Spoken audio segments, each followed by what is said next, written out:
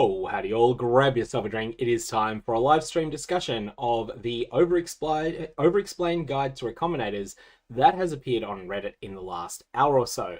This is something that I was involved in helping a little bit with the drafting of, but fundamentally this is work that was done by Parail, who goes by Statistically Typed on Reddit, and there is an enormous amount of work that's gone into this, so definitely go over and check out the write-up as well. I'll put a link to that down in the description below. In fact, that has already been done.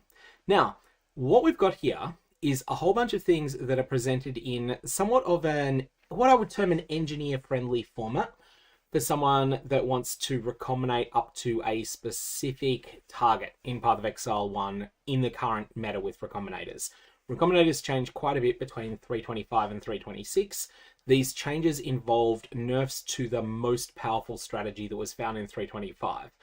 What you might term naive use of recombinators, i.e. just doing what seems like it comes naturally with recombinators, that still works. It is the new things that it is the strongest things that you could do that have been made a little bit worse than they used to be. Most notably, multi-mod is completely dead as a strategy for recombination.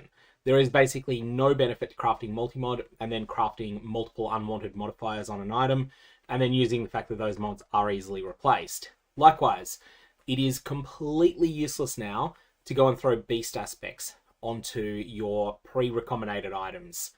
The other thing that's really central with this guide, and this I think is the most central thing to this current guide that's been put out, is that it is a guide to effective recycling of your components. So when you are recombinating, one of the things you want to look for is items that aren't what you're looking for, but that are steps potentially towards it. And you want to look for things that might have some potential to go back into the recombinator in order to be recycled into something that may end up being a step towards your final product. Finally, do not go for 6 mod perfect items anymore. It will still be possible to get 6 perfect mod items, but it's not going to be something that happens very often. Instead, what you should expect is one of two things. If you're a bit more on the casual end for Path of Exile, then either going for 3 perfect prefixes, 3 perfect suffixes, or alternately 4 perfect mods on an item, this is reasonable. And you might accidentally hit 5 perfect mods, but you're definitely not going to get 6. If you're someone who is a bit more of a power gamer, then aiming for 5 is reasonable, and then going for 6 is something that might just happen occasionally, but realistically, you're not going to see 6 very often. The other thing that you want to be aware of is that if you're going for 5 mods, you want to have a plan as to what to do from there.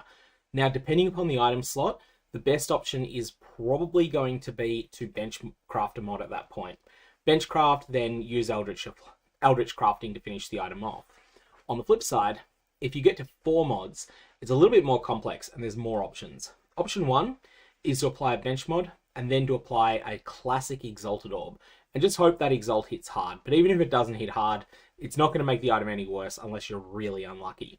Then after that, you apply your influence mods, so your Searing Exarch and Eater of Worlds items. The alternative though is that you might want to use an influenced Exalt. Remember that influenced Exalts, which there's now more of than there were back in 325, there's now Shaper and Elder ones as well, and those Shaper and Elder ones are pretty affordable. These can end up ruining an item's potential because they remove your ability to use Searing Exarch and Eater of Worlds influence on them as well. So you've got to make a cost-benefit decision there. Most of the time, if the item is in an item slot that can accept Searing Exarch or Eater of Worlds influence, you probably want to go down that route. However, there'll be the odd exception, and I'll leave it up to your judgment as to which you go for. But if you do get 4 perfect mods, then going for 4 perfect mods, plus a Searing Exarch mod, plus an Eater of Worlds mod, plus a bench mod, plus something from a classic Exalted Orb, this is probably, but not always, going to be your best outcome there. Okay, so that is the starting point as to what sort of expectations are realistic. After that, we want to go through some of the methods of recombination, and particularly the recycling concept that's been extensively documented here by Parail. And this document, which is linked down in the description below, this will be intimidating, but you should see this as a reference. This is not something that you have to memorize before you attempt to recombinate. Instead, it's more a guide to say, okay, I got something I wasn't expecting. I got something with 3 prefixes and 1 suffix.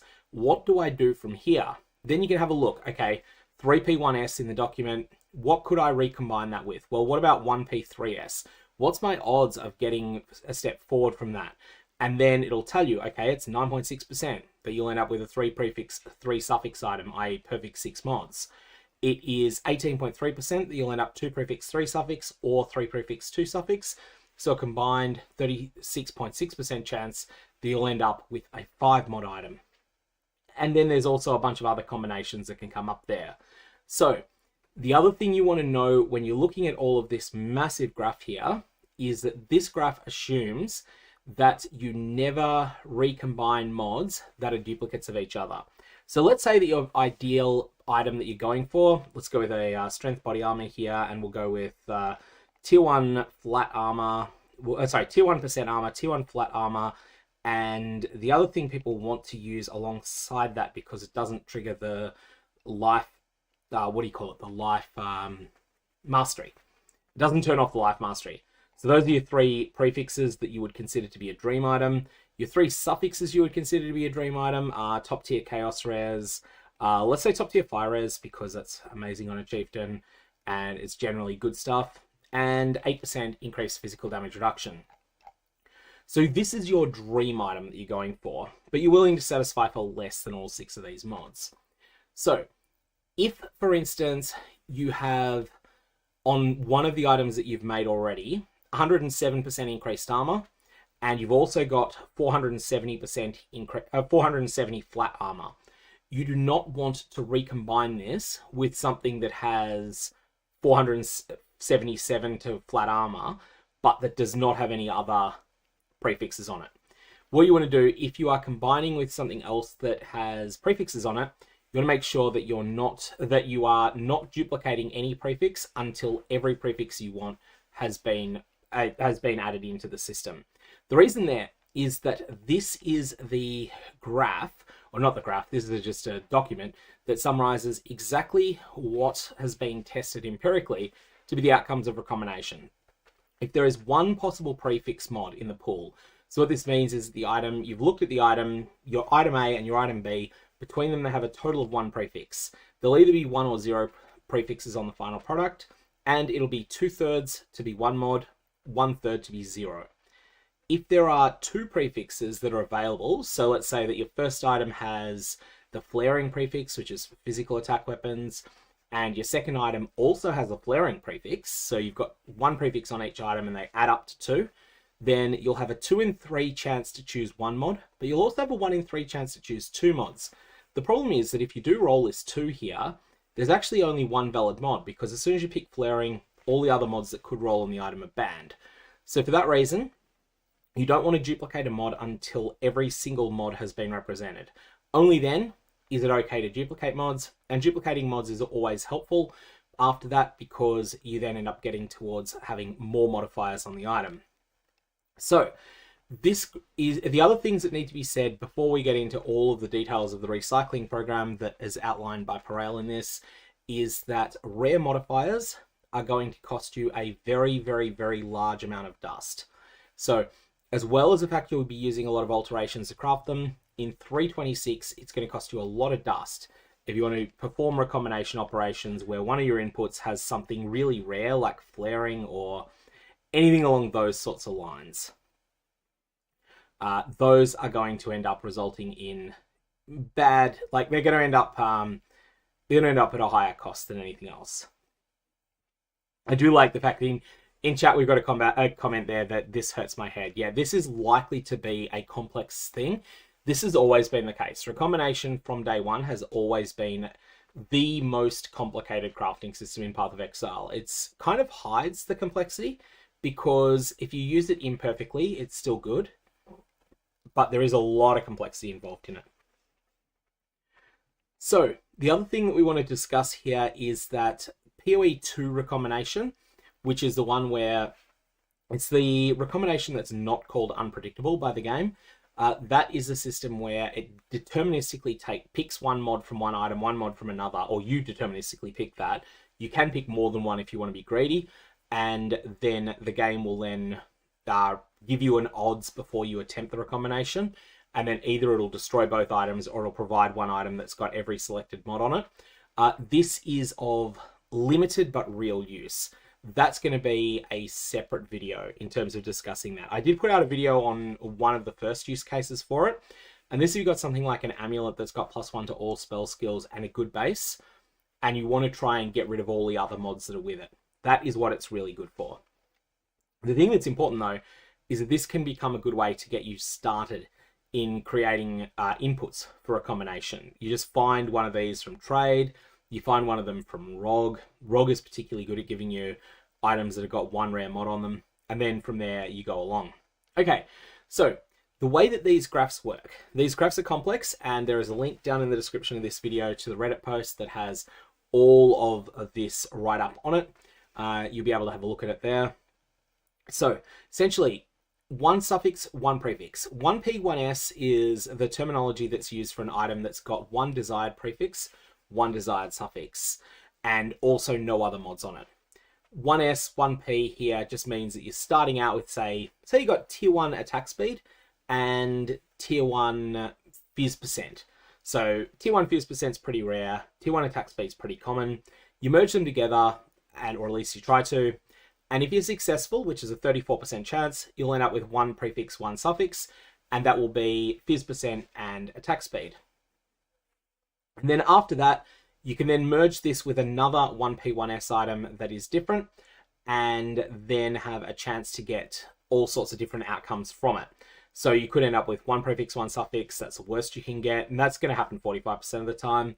You'd end up with 22% of the time you'll get two prefixes and one suffix, and then they can be merged together. Or you could end up with two prefixes and two suffixes. And then if you merge that with another two prefixes, two suffixes, you'll get all these sorts of outcomes. There's a whole bunch more that comes up from there. So a whole lot of craziness that goes on here where you consider all sorts of different ways people can converge things. I've had a comment in chat asking, what's the deal with Kingsmart shipments at the moment? The answer is we don't know. The answer is we do not know whether old 2024 research is still accurate or not. That'll become clear over time. For the moment, the only certified mirror shards I've seen have come from 50 million shipments. So maybe I'd be inclined to go with 50 million, but I had pretty bad luck with 50 million in 325, so I don't know. In terms of other things that are worth noting here, though, is that, yes, recombination will definitely be the cheapest way to craft items. Because it's so complex, the people that can do it well, they will end up charging a high premium for it. The other thing that's important to note, this first diagram is a graph of some of the possible outcomes. It's most of the possible outcomes using recombinators, but it also doesn't go into really any of the strategy. The strategy comes later, and the main strategy that's going to come out of this is what not to do. There are a couple of combinations that feel intuitively sensible that you actively do not want to do. One of these is 3 prefixes, 0 suffixes on your first item, and 3 suffixes, 0 prefixes on your second item. And this ends up coming out pretty badly. So that's something you don't want to do. And then this is the notation that's being used, that's just being explained. Again, I recommend downloading this document so that you can have a read of it. It is complex, but the topic is complex. This is just the way that crafting is in Path of Exile. Crafting, especially recombination, it's the most complicated crafting method the game has ever seen. So, the first step is starting with 1 affix items, which you will probably generate through the use of alteration orbs, and then depending upon whether you're playing in solo, self-found, or trade. If you're in trade, annulment orbs are super cheap. So if you get something that's like flaring, which is the weapon prefix for flat physical damage, and at the same time it has low tier, I would say low tier fire resistance, but that's actually been removed from them. If I just bring up Craft of Exile again, I'll go and start a new item on it. How do I do this now? I just have to, that's how. Okay, so I'll just create a new item on Craft of Exile. Let's go search for a base or item. We'll go with Imbued Wand, and we will say, let's just start with Chaos Orb crafting for now. So let's say that you have the following item. You've got top tier increased lightning damage %, which is a very rare mod. It's not something everyone wants, but it's a genuinely good mod. And then you've got a trash mod. You've got low tier chance to shock. If you have this, there's a few things you can do, but you probably don't want to just feed this into the Recombinator most of the time. There are exceptions, but for a starter's rule, you either want to investigate, is this worth imprint annulling it? The answer is probably no, but I'd have to check what the price of Cracky Chimeras, the imprint base, is. If that's not the case, then you could also just YOLO annul it. So just go, all right, yoink, I'll try and get rid of that with an annul, and 50% of the time you win, 50% of the time you lose. Or alternately, you can just feed it into the Recombinator as is. So whole lot of things you can do there, but essentially when you've got a rare mod, you want to put that item aside and you just want to sit on it until you've got a use for it. After that, the next step is going to be to Recombinator. You start with one suffix, one prefix. 66% of the time, one of the input items is going to be destroyed and you'll end up basically treading water. 34% of the time, you're going to go forward to a one prefix, one suffix item. On average though, because you can recycle some of the inputs that are lost here, you will end up hitting one prefix, one suffix once for every 2 input items that you've got. So if you've got 2 flaring items and 2, what's something you might have of celebration items, then on average that will become 1 flaring of celebration item. And Cracky Chimera is currently 50 chaos, I've been told in chat. So I think that's like 300 alterations at the moment. So that can help you make a judgment call as to whether or not you want to do a imprint annul or whether you just want to annul. Most of the time, I think the answer is going to be to YOLO annul. So essentially, each 2 single prefix and 2 single suffix items you get, you'll end up with 1 single prefix, single suffix item. What you want to do though is combine them into different packages with each other, and then you want to use these as inputs into larger combinations, basically back following the start of this chart here. So let's say that your goal ultimately is to build the chest armor that we've got here. This is tier 1 armor percent, tier 1 hybrid armor and stun block recovery, tier 1 flat armor, tier 1 fire res, tier 1 chaos res, tier 1 fizz mitigation. And you want this on a royal plate. And you're going to accept, you might not get everything on this, but you're willing to accept something that's less than perfect. If that's the case, what you want to do is start out by going, all right, I'm going to make one item that is percent increased armor, 107% increased armor and 8% PDR. Another item that is 470 increased armor, 47% fire resist. These are 2 starting points. Then I'm going to merge them together. The reason I'm choosing to merge them together and not using the 106% increased armor, 34% chaos res is that I don't want to have any duplication here. If you don't have duplication here, then you get the full benefits. You get the potential to get the best outcomes possible here. And then that means that you've got more chance to move forward to where you want to be. The chances of where you want to be are either on the 2 prefix, 2 suffix is the best outcome. More realistic though, 2 prefix and 1 suffix, or 1 prefix and 2 suffix. And then it poses the question, what do you want to smash those together with? Do you want to go 2 prefix, 1 suffix with the opposite 1 prefix and 2 suffixes? Do you want to go 2 prefix, 2 suffixes with 1 prefix, 3 suffix that you might have made by combining other things, or all sorts of other possibilities? And that then gets detailed further down in this guide. So then the strategic aspects come up a bit later. And a good question that's come up in chat there, what happens if you've got multiple mods that ban each other from rolling? So again, if we take, for instance, on the wand example, you could have high tier increased lightning damage and high tier increased fire damage. These actually ban each other from rolling. So if you get one of them, the other one's not allowed to roll. Same with spell damage percent as well. The answer is that these would be considered the same mod for this purpose. So if we want to be more precise, whenever I've said the same mod so far in this entire stream, what I actually mean is the same mod group.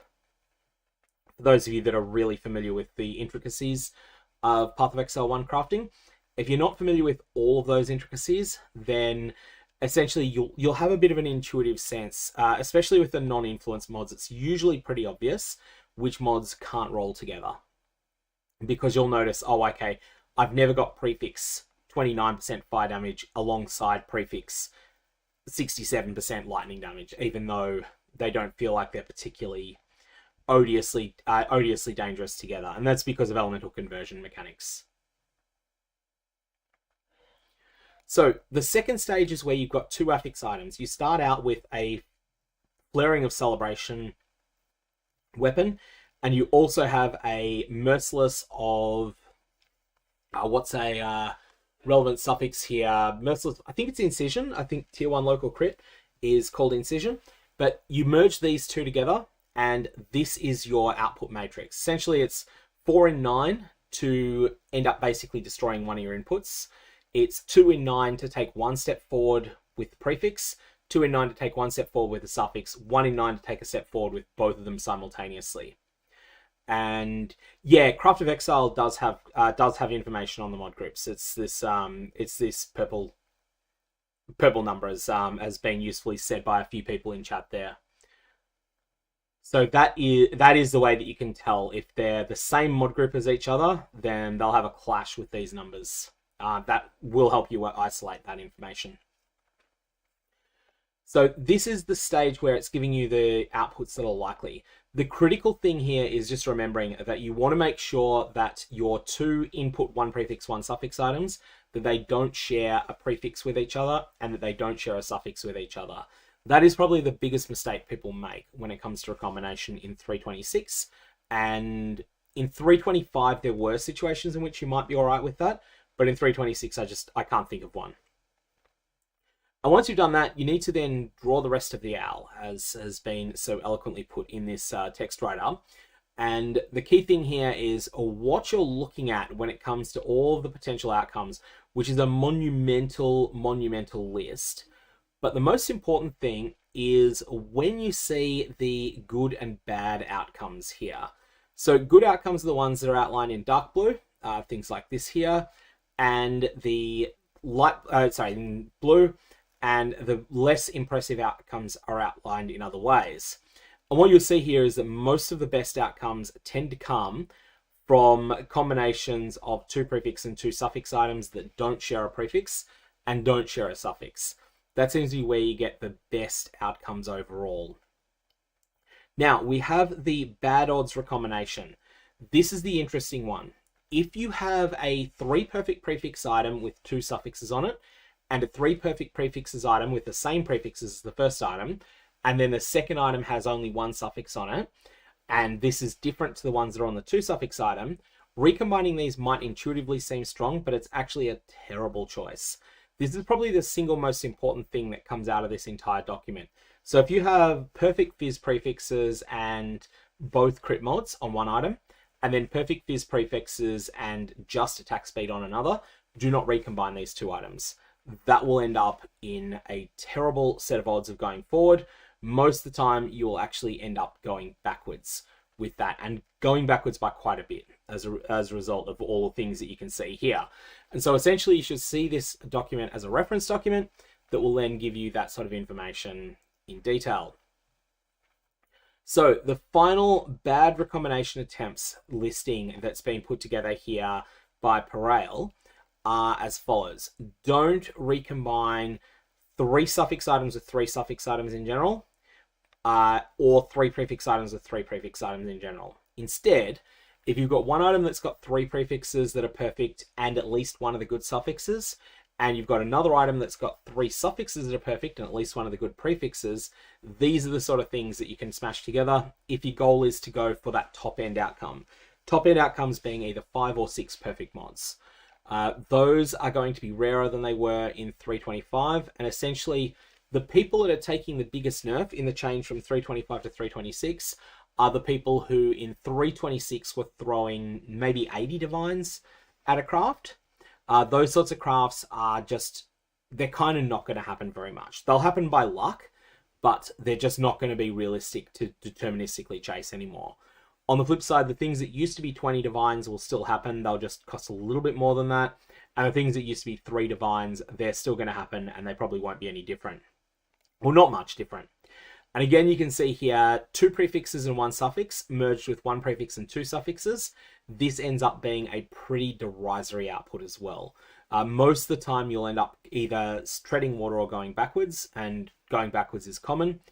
And most of the time, there's another spot you don't want to be in. So essentially, the key thing is 3 prefix 1 suffix on your first item if you're going to go all the way with an item, and 3 suffixes 1 prefix on the other item. That's going to end up being the better outcome in general. Otherwise, this is the final cheat sheet of what Porael considers the useful recombinations. This time, he's gone and he's purged all the things that he thinks are generally speaking bad. So all the things that are, all the things that he would personally advise against have been removed from this outline. And this, I think, is the document that you probably want to then keep in your mind. This is the page that's probably the best there. And then after that, there is the very important reminder. Also, do not forget that in order to get these odds, you need to have 3 different affixes of the same type wherever possible. That is that key thing that we talked about at the start. Do not have 2 copies of the same mod unless you have 3 total mods present. If that's the case, then yeah, you can go ahead and have 3 copies of the same mod. That's all right. And then, of course, just get lucky. Being lucky helps. But that, I think, is the summary of Porael's epic write-up of Recombinators. The most important part of this to take away is that there are certain combinations that feel intuitively sensible that do not actually help. So this 2 prefix 1 suffix and 1 prefix 2 suffix, what this means in practice, if you have percentage increased armor and tier 1 and also flat armor tier 1 on one item, and that item also has physical damage reduction, and then your second item is armor stun block recovery hybrid and also has chaos res and fire res. Intuitively, these feel like good things to smash together because between them they have the 6 perfect mods. In practice, the answer is don't do it. It's going to end up coming out badly. It's just going to be one of those things that tends to disappoint you. Other than that, I think that's basically everything except for people's questions in there. Gartha's asking the question, what about duplicate modifiers? The most important thing about duplicate modifiers is duplicate modifiers do not get used unless you already have all 3 mods that you want to get on the item already present. And intentionally crafting duplicate modifiers doesn't seem to really improve anything much. Mohammed in chat saying, the more I try to understand recombinators, the more I realize how lucky I am with my recent recombination. Yeah, this is a complicated crafting system. This has always been a crazy complicated crafting system, even when it's fully documented. And I think that basically we've pretty close gotten to full documentation now. Even though Grinding Gear Games don't provide any, they sort of go, oh yeah, you players, you're smart, you can work this out yourselves. Even despite that, I think it's still the case that we've worked out pretty much all of the odds that are used for this system, but even then, it is still crazy complicated. This is not a simple system. This is not a user-friendly system. This is an absolutely crazy system that is just over-the-top complicated, but players ask for it back, didn't they? So that's what they end up getting. You know, it's like, I was of the opinion this probably shouldn't have gone core, but it's one of those systems that's just over the top complex, but gives so much power to power gamers that power gamers aren't willing to tolerate it going away. And essentially, that's the nature of where Grinding Gear Games are with it. In terms of other things, I highly recommend going over to the Reddit post about this. So this is the Reddit post in question. I use old Reddit myself. And, oh, hang on, this is not the Reddit post in question. The Reddit post in question is open in my other window at the moment. I do have a link to it down in the description below, though. And if I just grab that and then move that out the way, then I can move that into here. This is the write-up that's been made over by Porael over on Reddit at the moment. And there's a bunch of, there's a small amount of discussion there.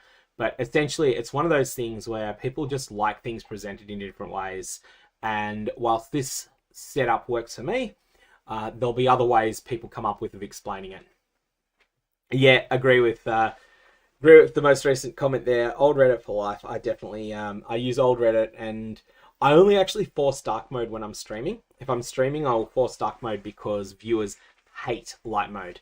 But I'm that heretic that actually would have light mode on otherwise normally. The maximum dust cost, I believe, is around 100,000, yeah, and that's if you put in modifiers like flare, not flaring, that's just uncommon.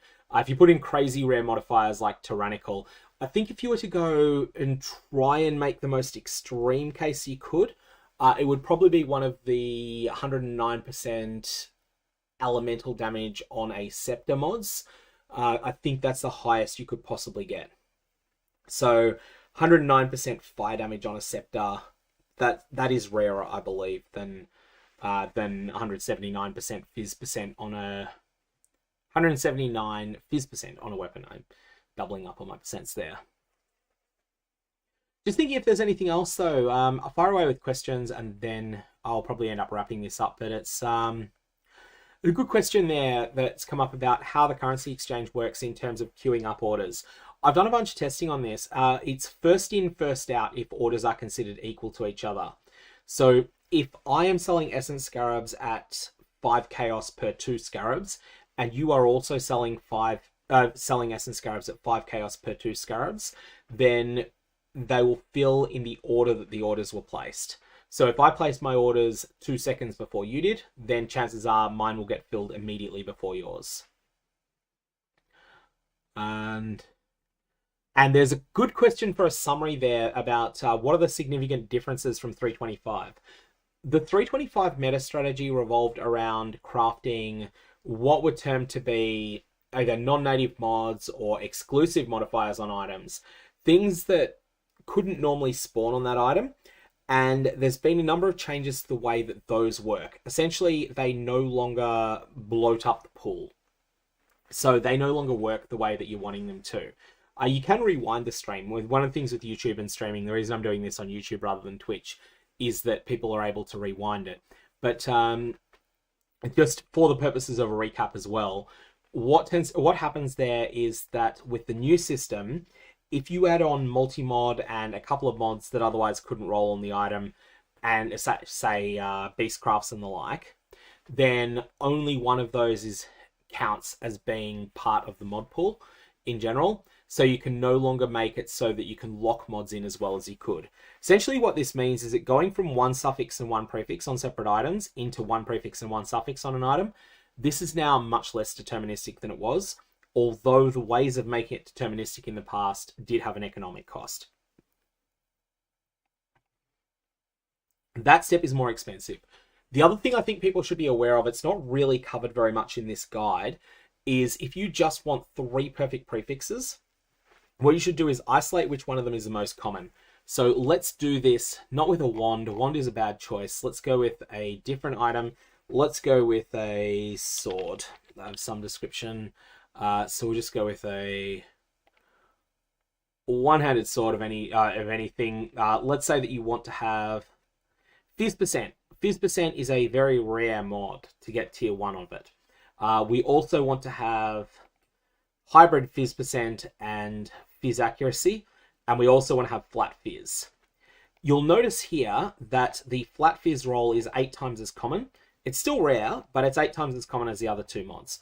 So what you want to do is roll up a bunch of them until you've got flat Fizz, you've got Fizz percent, and you've got Fizz percent accuracy hybrid. And so let's say that you end up with, say, 7 of the flat Fizz and 1 of each of the others. At that point, you're ready to try and go forward. From here, what you want to do is recombine one of your Merciless mods, 179%, one of your Dictators mods, but not with each other, but instead each of them with a separate flaring. So you try to make a Tyrannical Merciless flaring, you try to make a Dictator's flaring, and then only then do you then try and merge those 2 together. That's the key thing there. Fractures are an interesting thing. I think fractures are something that need to be worked out in detail. Good questions come up about what's the deal with grasping mail modifiers on Twilight Regalias. I think the answer here is that if you want to pull a grasping mail modifier onto a better base, you can still do that, but you're going to need to fracture it in order to get any further. That is the key thing I would say.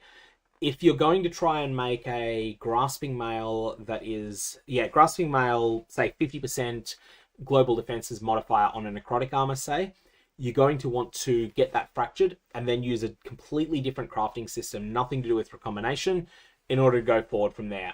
Do not attempt to use PoE 2 recombination in order to transfer mods from one base to another. PoE 2 mods, PoE 2 recombination, powerful and rare mods are very sticky to the base they're on in PoE 2's recombination system, whereas PoE 1's recombination system, they're easily able to transfer across. Like, it's 50-50 which base ends up with it. Anyways, I think that kind of summarizes everything in the document. I strongly recommend people bookmark this document in question and have an extensive look through it.